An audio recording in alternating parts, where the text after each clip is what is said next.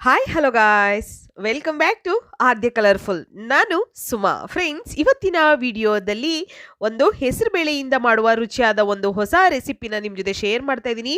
ಈ ಒಂದು ಹೊಸ ವಿಧಾನದಲ್ಲಿ ತಯಾರಿಸಿ ತಿಂದರೆ ಯಾರು ಕೂಡ ರುಚಿನ ಮರೆಯೋದಿಲ್ಲ. ಅಷ್ಟು ಟೇಸ್ಟಿಯಾಗಿರುವಂಥ ಈಸಿಯಾಗಿರುವಂಥ ಒಂದು ಹೆಸರು ಬೇಳೆ ರೆಸಿಪಿನ ನಿಮ್ಮ ಜೊತೆ ಶೇರ್ ಮಾಡ್ಕೊಳ್ತಾ ಇದ್ದೀನಿ.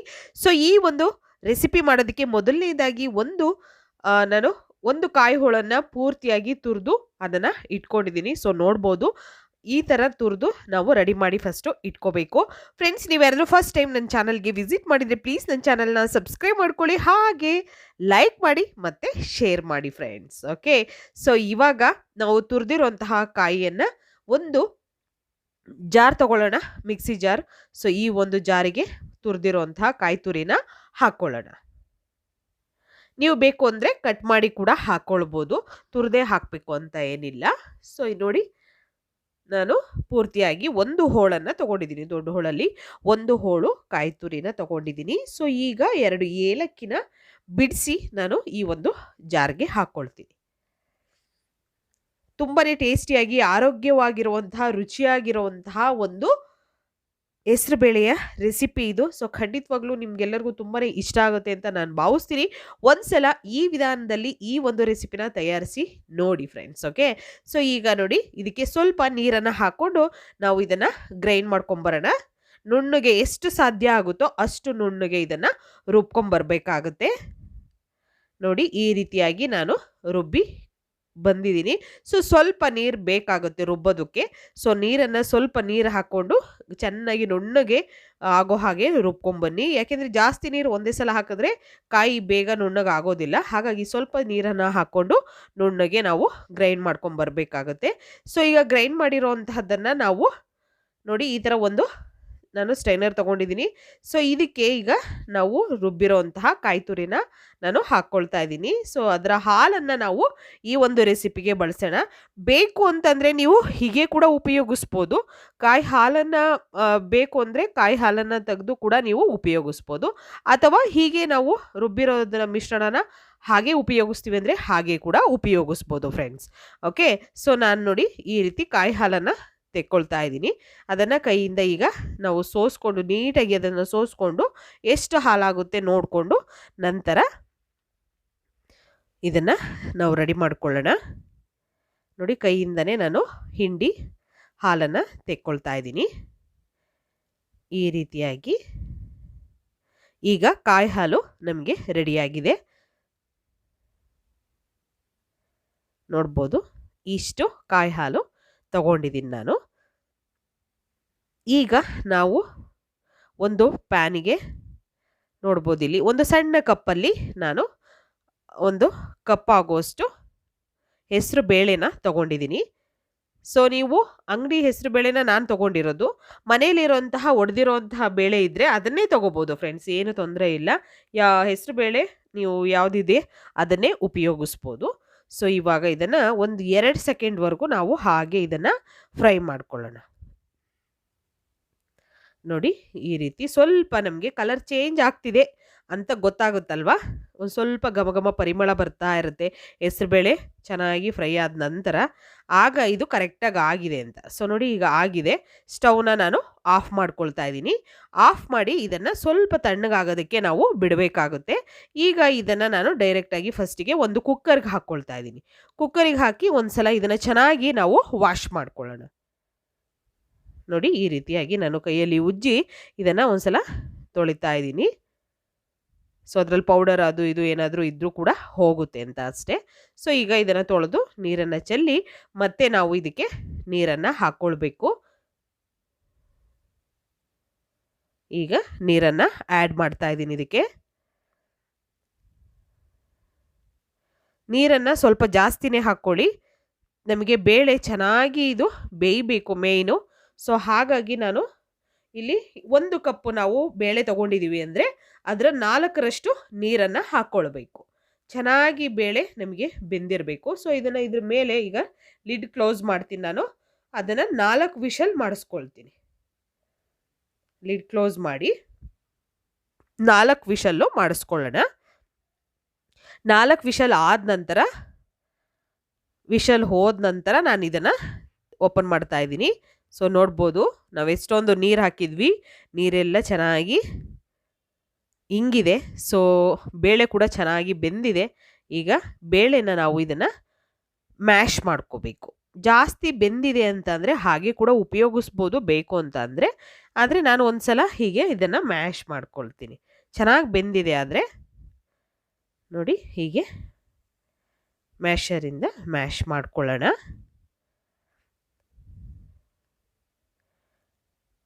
ಈ ರೀತಿ ಮ್ಯಾಶ್ ಆಗುತ್ತೆ. 1 ಸೆಕೆಂಡಿಗೆ ಆಗಲೇ ಮ್ಯಾಶ್ ಆಗುತ್ತೆ. ಇದೇನು ತೊಂದರೆ ಆಗೋದಿಲ್ಲ, ಜಾಸ್ತಿ ಟೈಮ್ ಹಿಡಿಯೋದಿಲ್ಲ ನಿಮಗೆ.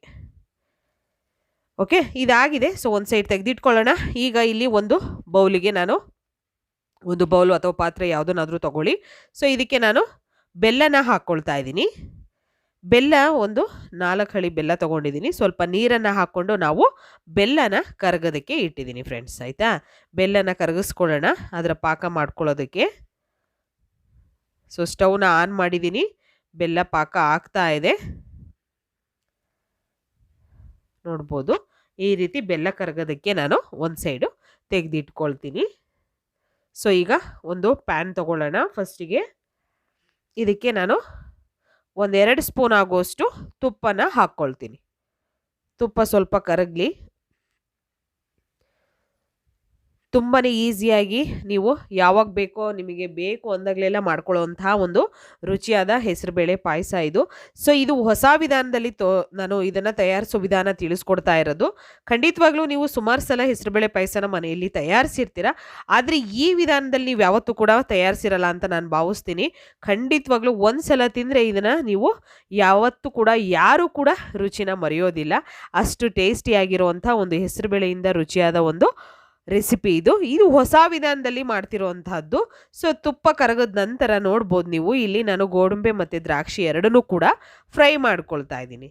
ಸೊ ತುಪ್ಪದಲ್ಲಿ ಸ್ವಲ್ಪ ಫ್ರೈ ಮಾಡಿಕೊಂಡು ಇದನ್ನು ಒಂದು ತಟ್ಟೆಗೆ ತೆಗೆದಿಟ್ಕೊಳ್ಳೋಣ. ಹೆಸರುಬೇಳೆಯಿಂದ ಮಾಡುವಂಥ ಸುಮಾರು ರೆಸಿಪಿಗಳನ್ನು ನಾನು ಶೇರ್ ಮಾಡಿದ್ದೀನಿ ಫ್ರೆಂಡ್ಸ್. ದಯವಿಟ್ಟು ನೀವು ಯಾರಾದರೂ ನೋಡಿಲ್ಲ ಅಂದರೆ ಚಾನಲಲ್ಲಿದೆ, ಚೆಕ್ ಮಾಡಿ. ಸೊ ಈಗ ನೋಡಿ, ನಾನು ಹೆಸರುಬೇಳೆ ತೊಗೊಂಡಿರುವಂಥ ಬೌಲಲ್ಲೇ 1 ಬೌಲ್ ಆಗುವಷ್ಟು ನಾನು ಇಲ್ಲಿ ಶಾವಿಗೆನ ತೊಗೊಂಡಿದ್ದೀನಿ. ಸೊ ಶಾವಿಗೆನೂ ಕೂಡ ಫ್ರೈ ಮಾಡ್ಕೊಳ್ಳೋಣ. ಒಂದು 2 ನಿಮಿಷದವಷ್ಟು ಫ್ರೈ ಮಾಡಿಕೊಂಡ್ರೆ ಸಾಕು. ಜಾಸ್ತಿ ಟೈಮ್ ಏನು ತಗೊಳ್ಳೋದಿಲ್ಲ, ಅದು ಕಮ್ಮಿ ಇರೋದ್ರಿಂದ. ನೋಡಿ, ಸ್ವಲ್ಪ ಕಲರ್ ಚೇಂಜ್ ಆಗಲಿ ಅಲ್ಲಿವರೆಗೂ ಇದನ್ನು ಫ್ರೈ ಮಾಡ್ಕೊಳ್ಳೋಣ. ಹೀಗೆ ಫ್ರೈ ಮಾಡ್ಕೊಂಡಿದ್ದೀನಿ. ಸೊ ಆಗಿದೆ ಇವಾಗ. ಸೊ ಇದನ್ನು ಒಂದು ಬೌಲಿಗೆ ನಾವು ತೆಗೆದಿಟ್ಕೊಳ್ಳೋಣ. ತುಂಬಾ ಹೆಲ್ತಿಯಾಗಿರೋವಂಥ ಒಂದು ರೆಸಿಪಿ. ನೀವು ಇದನ್ನು ತಿನ್ನೋ ಹಾಗೆ ಮಾಡ್ತೀವಿ ಅನ್ನೋದಾದರೆ ಶಾವಿಗೆನ ಇನ್ನೂ ಸ್ವಲ್ಪ ಜಾಸ್ತಿ ಬಳಸಬೇಕಾಗುತ್ತೆ. ಕುಡಿಯೋ ಥರ ಮಾಡಿಕೊಡ್ತೀವಿ ಅಂದರೆ ಖಂಡಿತ ಈ ರೀತಿಯಾಗಿ ಮಾಡಿದ್ರೆ ಸಾಕು.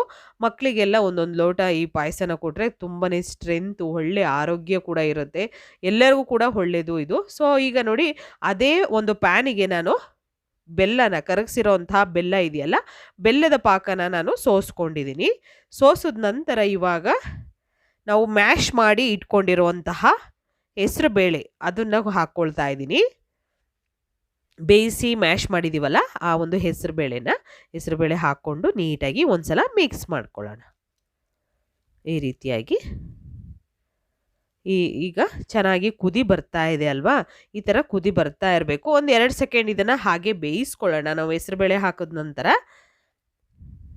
ನೋಡಿ, ಹೀಗೆ ಬೇಯಿಸ್ಕೊಂಡ ನಂತರ ನಾವು ಕಾಯಿ ಹಾಲನ್ನು ರೆಡಿ ಮಾಡಿ ಇಟ್ಕೊಂಡಿದ್ದೀವಲ್ಲ, ಆ ಹಾಲನ್ನು ಕೂಡ ಇವಾಗ ಹಾಕ್ಕೊಳ್ಳೋಣ. ನೋಡಿ, ಕಾಯಿ ಹಾಲು ಹಾಕ್ಕೊಳ್ತಾ ಇದ್ದೀನಿ ನಾನು. ಕಾಯಿ ಹಾಲು ಹಾಕಿ ಈಗ ಚೆನ್ನಾಗಿ ಇದನ್ನು ಕುದಿ ಬರೋ ಹಾಗೆ ಕುದಿಸ್ಕೋಬೇಕು ನಾವು. ತುಂಬಾ ಚೆನ್ನಾಗಿರುತ್ತೆ ಫ್ರೆಂಡ್ಸ್. ಖಂಡಿತವಾಗ್ಲೂ ಈ ಪಾಯಸನ ನೀವು ಎಷ್ಟು ಕುಡ್ದಿದ್ದೀವಿ ಅಂತಲೇ ಅನಿಸೋದಿಲ್ಲ, ಯಾಕೆಂದರೆ ಅಷ್ಟು ಚೆನ್ನಾಗಿರುತ್ತೆ. ಇನ್ನು ಕುಡಿಯೋಣ ಅನಿಸ್ತಾ ಇರುತ್ತೆ, ಅಷ್ಟು ಟೇಸ್ಟಿಯಾಗಿ ಇರುತ್ತೆ. ಮತ್ತು ಒಂದು ಹೊಸ ವಿಧಾನದಲ್ಲಿ ಮಾಡುವಂಥ ಒಂದು ಹೆಸರುಬೇಳೆಯ ಒಂದು ರುಚಿಯಾದ ರೆಸಿಪಿ. ಸೊ ಈ ಹೆಸರುಬೇಳೆನ ಉಪಯೋಗಿಸಿ, ನೀವು ಇದೇ ಹೆಸರುಬೇಳೆನ ಉಪಯೋಗಿಸ್ಬೇಕು ಅಂತ ಏನಿಲ್ಲ. ಬೇಕು ಅಂತಂದರೆ ಮಾಮೂಲಿ ಹೆಸರು ಕಾಳನ್ನು ಒಡೆದು ಬೇಳೆ ಮಾಡ್ಕೊಂಡಿರ್ತೀವಲ್ಲ, ಸೊ ಅದನ್ನು ಕೂಡ ಉಪಯೋಗಿಸಿ ನೀವು ಮಾಡ್ಬೋದು.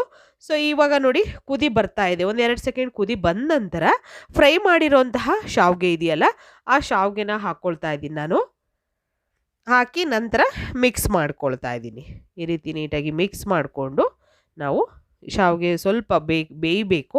ಹಾಗಾಗಿ ಒಂದು 2-3 ನಿಮಿಷದವರೆಗೂ ನಾವು ಇದನ್ನು ಚೆನ್ನಾಗಿ ಬೇಯಿಸ್ಕೊಳ್ಳೋಣ. ಸ್ವಲ್ಪ ಗಟ್ಟಿಯಾಗಲಿ, ಜಾಸ್ತಿ ತೆಳ್ಳಗಿದ್ರೆ ಅಷ್ಟು ಚೆನ್ನಾಗಿರೋದಿಲ್ಲ. ಸ್ವಲ್ಪ ಗಟ್ಟಿಯಾಗಿದ್ದರೆ ನಮಗೆ ಅಲ್ಲಲ್ಲಿ ಶಾವಿಗೆ ಮತ್ತು ಬೇಳೆ ಸಿಗ್ತಾ ಇದ್ದರೆ ಚೆನ್ನಾಗಿರುತ್ತೆ ಕುಡಿಯೋದಕ್ಕೂ ಕೂಡ. ಸೊ ಹಾಗಾಗಿ ಇದನ್ನು ಒಂದು 2-3 ನಿಮಿಷದವರೆಗೂ ನಾನು ಕುದಿಸ್ಕೊಳ್ತಾ ಇದ್ದೀನಿ. ಹೀಗೆ ಕುದಿ ಬಂದ ಮೇಲೆ ಇವಾಗ ನಾವು ಫ್ರೈ ಮಾಡಿರುವಂತಹ ದ್ರಾಕ್ಷಿ ಮತ್ತು ಗೋಡಂಬಿ ಇದೆಯಲ್ಲ ಅದನ್ನು ಕೂಡ ಹಾಕ್ಕೊಂಡಿದ್ದೀನಿ. ಹಾಗೆ ಇಲ್ಲಿ ನಾನು ಏಲಕ್ಕಿ ಪೌಡರ್ ಕೂಡ ಬೇಕು ಅಂದರೆ ನೀವು ಏಲಕ್ಕಿನ ಸ್ಕಿಪ್ ಮಾಡಿ ಏಲಕ್ಕಿ ಪೌಡರ್ ಕೂಡ ನೀವು ಹಾಕ್ಕೊಳ್ಬೋದು. ಏಲಕ್ಕಿ ರುಬ್ಬಕ್ಕೆ ಹಾಕ್ಕೊಂಡಿರೋದ್ರಿಂದ ನಾನು ಇಲ್ಲಿ ಪೌಡರ್ನ ಹಾಕಿಲ್ಲ. ಸೊ ಈಗ ಚೆನ್ನಾಗಿ ಮಿಕ್ಸ್ ಮಾಡ್ಕೊಳ್ಳೋಣ. ಮಿಕ್ಸ್ ಮಾಡಿ ನಾನು ಇದನ್ನು ಆಗಿದೆ. ಸೊ ಇದಾದ ನಂತರ ಆಫ್ ಮಾಡಿ ಒಂದು 5-10 ನಿಮಿಷ ನಾವು ಹಾಗೆ ಇದನ್ನು ಮುಚ್ಚಿ ಇಟ್ಬಿಡಬೇಕು. ಸೊ ನಂತರ ಒಂದು 5 ನಿಮಿಷ ಆದ ನಂತರ ನೋಡಿ ಈ ರೀತಿಯಾಗಿ ರೆಡಿಯಾಗಿರುತ್ತೆ. ನೋಡಿದ್ರಲ್ಲ, ಹೆಸರುಬೇಳೆ ಪಾಯಸ ಹೊಸ ವಿಧಾನದಲ್ಲಿ ತಯಾರಿಸುವಂಥ ವಿಧಾನವನ್ನು ತಿಳಿಸ್ಕೊಡ್ತಿದ್ದೀನಿ. ಖಂಡಿತ ಇದನ್ನು ಹೊಸ ವಿಧಾನದಲ್ಲಿ ತಯಾರಿಸಿ ನೀವು ತಿಂದರೆ ಯಾರು ಕೂಡ ರುಚಿ ಮರೆಯೋದಿಲ್ಲ. ಹೆಸರುಬೇಳೆಯಿಂದ ರುಚಿಯಾಗಿರುವಂಥ ಒಂದು ಪಾಯಸ ರೆಸಿಪಿನ ನಿಮ್ಮ ಜೊತೆ ಶೇರ್ ಮಾಡಿದ್ದೀನಿ. ಖಂಡಿತವಾಗ್ಲೂ ಈಗ ಆಗಿರುವಂಥ ಒಂದು ಪಾಯಸನ ನಾನು ಒಂದು ಬೌಲಿಗೆ ಸರ್ವ್ ಮಾಡ್ಕೊಳ್ತಾ ಇದ್ದೀನಿ. ನಿಮಗೆಲ್ಲರಿಗೂ ಇವತ್ತಿನ ವಿಡಿಯೋ ಇಷ್ಟ ಆಗಿದೆ ಅಂತ ನಾನು ಖಂಡಿತವಾಗ್ಲೂ ಭಾವಿಸ್ತೀನಿ. ಸ್ವಲ್ಪನಾದರೂ ಇಷ್ಟ ಆಗಿದರೆ ಚಾನಲ್ನ ಸಬ್ಸ್ಕ್ರೈಬ್ ಮಾಡ್ಕೊಳ್ಳಿ, ಹಾಗೆ ಲೈಕ್ ಮಾಡಿ ಮತ್ತು ಶೇರ್ ಮಾಡಿ. ಹೆಸರು ಬೇಳೆಯಿಂದ ಮಾಡಿರುವಂಥ ಒಂದು ರುಚಿಯಾದ ಪಾಯಸ ರೆಡಿಯಾಗಿದೆ. ಸೊ ನೀವು ಕೂಡ ಮನೇಲಿ ಟ್ರೈ ಮಾಡಿ ಹೇಗೆ ಬಂತು ಅಂತ ತಪ್ಪದೆ ಕಾಮೆಂಟ್ ಸೆಕ್ಷನಲ್ಲಿ ತಿಳಿಸಿ. ಓಕೆ, ಇವತ್ತಿನ ವಿಡಿಯೋನ ಇಲ್ಲಿಗೆ ಮುಗಿಸ್ತಾ ಇದ್ದೀನಿ. ಮತ್ತೆ ಇನ್ನೊಂದು ಹೊಸ ವಿಡಿಯೋ ಜೊತೆ ಬರ್ತೀನಿ. ಅಲ್ಲಿವರೆಗೂ ಟೇಕ್ ಕೇರ್, ಬಾಯ್.